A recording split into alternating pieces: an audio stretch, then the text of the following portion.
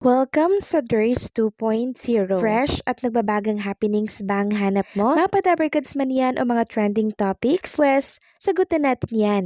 Kaya naman isubscribe nyo na ang ating channel para sa mga nagbabagang balita everyday.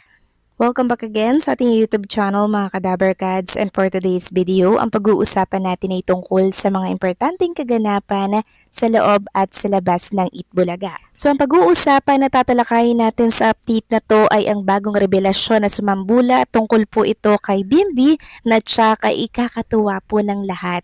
Pero bago natin pag-usapan ang lahat ng yan, advance happy Father's Day po sa lahat ng tatay at sa mga ina pong tumayong tatay para po sa kanilang mga anak. At ngayong araw nga po ng Sabado mga Kadabarkads, isa-celebrate yan dito po sa programang Itbulaga. Ang Father's Day special na talaga namang taon-taon ay sineselebrate dito po sa studio. Syempre marami na naman po ang special guest na may kaugnayan po mga Kadabarkads sa sineselebrate or isa-celebrate ng Itbulaga ngayong araw po ng Sabado. And also present din po dyan ang mga pamilya po ng Dabarkads natin, katulad po nung nangyari nung nakaraang mga taon, 'di ba? Bilang pasasalamat nga po sa kanilang mga ama or tumayong ama sa kanilang tahanan. Muli po, Happy Father's Day sa lahat ng mga Dabarkads natin. Samantalang next topic naman, silipin naman po natin ang naging kaganapan sa naging event po nitong si Jose Manalo. So i-share po yan or ibinahagi po ng Itbulaga yan sa kanilang page. And talaga namang nakita natin yung performance dito ni Jose Manalo.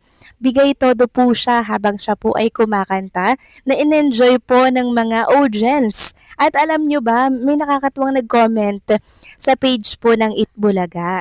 Sabi nung nag-comment, anong naisipan nito? Buti merong nautong manood. Na para bang gusto niyang sabihin na wala pong kakayahan si Jose Manalong mag-perform sa entablado po mga Kadabarkads at nag-solo concert, nag-solo ng show. Diba? Yan po kasi ang sinabi ng isang bashers. Ngayon, sinagot po ito ng TVJ. Naglabas po ang TVJ ng statement.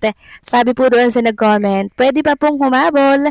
Let's go po. So good vibes lang po lagi ang TVJ admin ng Itbulaga mga Kadabarkads. Katulad niyan, 'di ba? Kahit na sobrang ang sama po ng kanyang sinabi, maayos po siyang sinagot at pinakitunguhan po ng TVJ. So ayan naman po yung pruweba mga Kadabarkads. So alam niyo naman ang mga bashers, hindi natin yan mapiplease.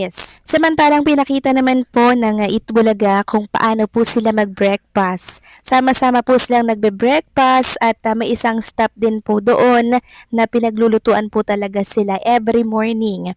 Sama-sama sila at masayang kumakain bago po sumabak sa trabaho or magsugod barangay. Ito po nila dito mga Kadabarkads kung paano po magsama-samang kumain ng umagahan or agahan itong mga Dabarkads natin.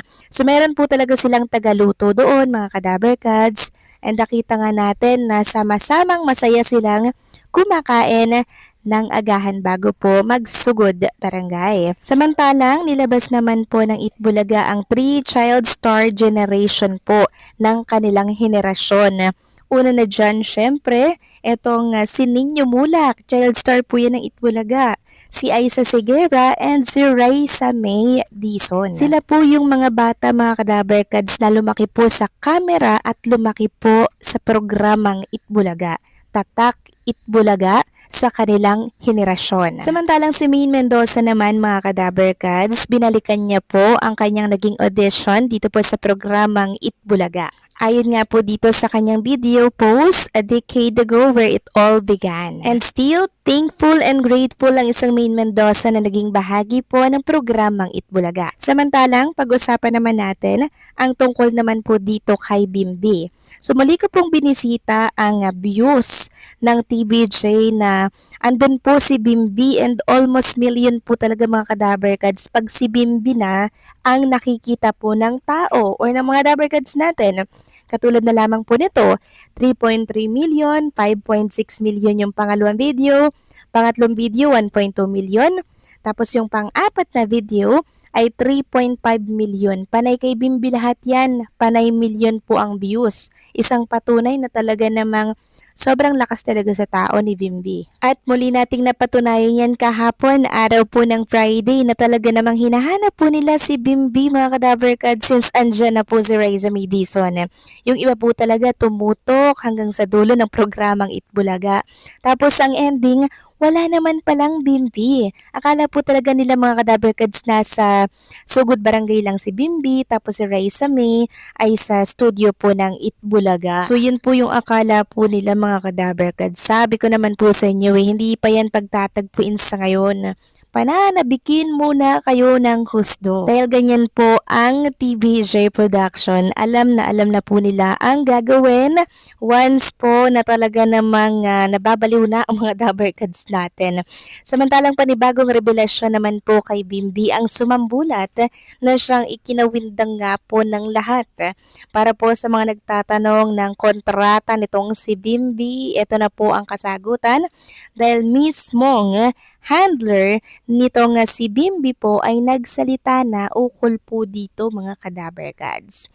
Ayon nga po dito, sa isang write-ups na lumabas, pasabog ang pagko-co-host ni Bimbi Aquino sa Itbulaga ng Huwebes Marami nga ang nagulat na sumalang uli si Bimbi sa TV5 noong time show after niyang mag-guest sa birthday episode ni Raisa May Dizon noong June 12. Tinanong namin si Jack Salvador, handler ni Bimbi, kung regular na ba sa EB ang bunsong anak ni Chris Aquino, pero hindi pa raw sure ang sagot niya sa amin. So pinag-iisipan pa daw po, mga Kadaberkads, kaya wala pa pong maisagot din yung handler nitong si Bimbi. Ayun pa dito, pero nakakatuwang malaman na next week pala ay babalik uli sa Itbulaga si Bimbi para mag-co-host Tamang-tama. At magkikita na uli sila ni Raisa May na noong mag-co-host siya sa EB ay nasa birthday break pa. Kinilig din kasi ang Dabarkad sa tambalang Bimbi Raisa May, kaya gusto nilang ang dalawa ang magsama sa pag-host sa EB.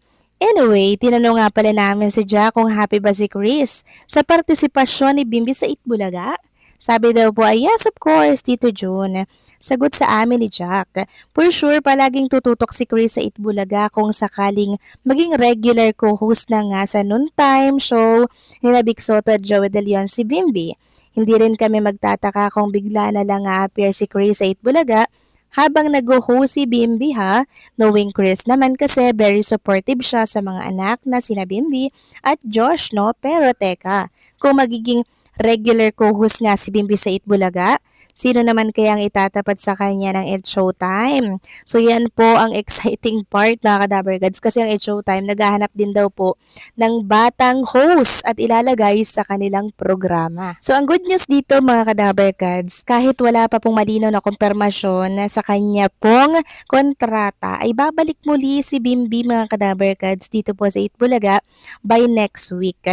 So parang OJT lamang daw itong si Bimbi sa Itbulaga, on-job training, and talagang hinahasa and sinasanay po nila si Bimbi sa pag-hosting sa Itbulaga. So possible na maging regular host ito kasi sobrang lakas niya po sa maraming tao. So paano, mga Kadaberkads? Anong say niyo dito? Please comment down below.